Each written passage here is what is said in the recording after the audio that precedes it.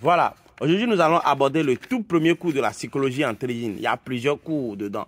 Dans la psychologie seule, j'ai plus de 6 modules de cours dedans. Maintenant, nous allons essayer de résumer en fait le premier cours de la psychologie en trading. Et sans te mentir, en vrai, pour te dire vrai, la psychologie en trading dont on parle, si nous allons faire une traduction directe de ça, la psychologie en trading dont on parle, c'est juste égal. On va essayer de faire une traduction directe. Revient avec quoi? À la maîtrise. D'accord? La maîtrise de la colère. Face à une perte. Ou juste face à une journée perdante. Donc cela veut dire, psychologie en trading veut dire les règles que tu dois mettre en place juste pour maîtriser ta colère face à une perte. Donc, pour mieux maîtriser une psychologie, il faut mettre des règles en place. Des règles que tu dois mettre en place. Tu vas chercher des règles à mettre en place. Des règles qui vont te permettre de pouvoir maîtriser ta colère. De pouvoir maîtriser ta colère lorsque tu es face à une perte. Et maîtriser ta colère veut dire que ne pas virer dans la médiocrité. Ne pas virer simplement dans la médiocrité. La médiocrité en trading, cela veut dire que perdre beaucoup dans une seule journée, ou bien perdre ce qu'on pouvait pas être, ou bien cramer complètement. Imaginez que tu es quelqu'un qui a un compte de $1000 maintenant se permet de perdre plus de $700 dans une journée sur une position. Cela veut simplement dire que celui-là n'arrive pas à maîtriser sa psychologie. Donc, quand sans perte, il n'y a pas de psychologie. Sans perte, il n'y a pas de maîtrise de la psychologie. Quand on parle de la maîtrise de la psychologie, c'est la perte. Parce qu'il n'y a que seules les pertes peuvent déclencher ta psychologie. Seules les pertes peuvent déclencher les biais de ta psychologie. Et là, le technique te demande de bien réagir face à ces pertes-là. D'accord? Alors, le tout premier coup qu'il faut savoir est que sur une position, il faut miser ce qu'on peut se permettre de miser sans être touché. La psychologie de l'homme est comme de l'eau dans une bouteille. Tu vois, l'homme peut maîtriser de l'eau dans une bouteille. Et dans le, par exemple, prenons maintenant l'exemple de l'alcool.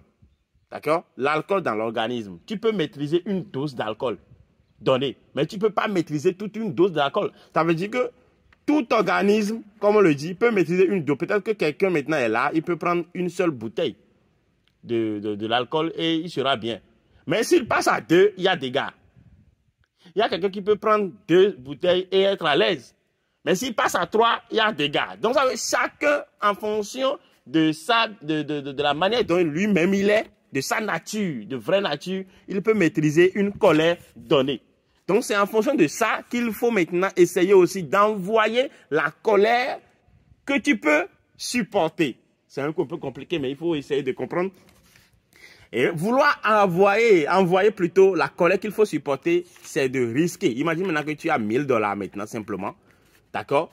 Quelqu'un d'autre peut essayer maintenant de miser sur une position de sa journée, $300 sur les 1000.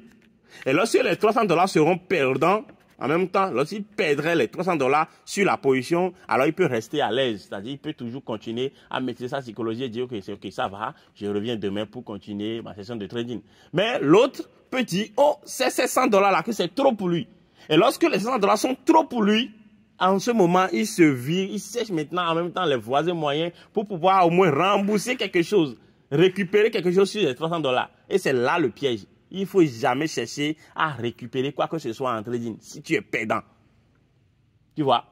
Donc, ça veut dire que quelqu'un d'autre peut dire, non, sur les $1000, moi, c'est $100, moi, je peux risquer. C'est $100, je peux me permettre de perdre sur une position et rester à l'aise. Comme on vient de faire la comparaison maintenant par rapport à l'alcool. Donc, lui, qu'est-ce qu'il fait? Alors, il mise maintenant les $100 sur la position. Sachant que si les $100 se perdent, il va toujours rester calme. Parce que c'est sa dose à lui. Tu vois? Donc, première règle en trading, il faut toujours envoyer ce que tu peux te permettre de perdre et rester à l'aise sur ton capital.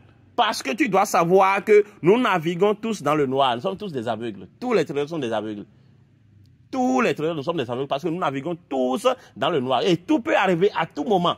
C'est pourquoi lorsque tu lances le risque, il faut être sûr que tout peut arriver à ce risque-là. Tu peux lancer, il y a des positions que tu lances et il y a une annonce économique quelque part que tu ne maîtrises pas toujours. Il y a des causes, quelque chose que tu ne maîtrises pas toujours qui vient te faire sortir brutalement en même temps en moins de 1 minute. Là, si tu as lancé au moins ce que tu te permets, ce qui va te permettre de rester à l'aise, même si tu brûles ça en même temps, tu peux quand même rester calme. Tu peux toujours rester calme. Donc, en trading, il faut toujours chercher, leçon numéro 1, il faut toujours chercher à mieux se comporter. Et lorsque le retour, peu importe le retour de ton comportement, bien de ton action, tu vas toujours rester calme. Envoyer ce que tu peux envoyer pour que peu importe les conséquences, bien le retour, tu continues de rester calme. C'est le premier des choses, la première règle à connaître en trading. Point barre. Tu as compris?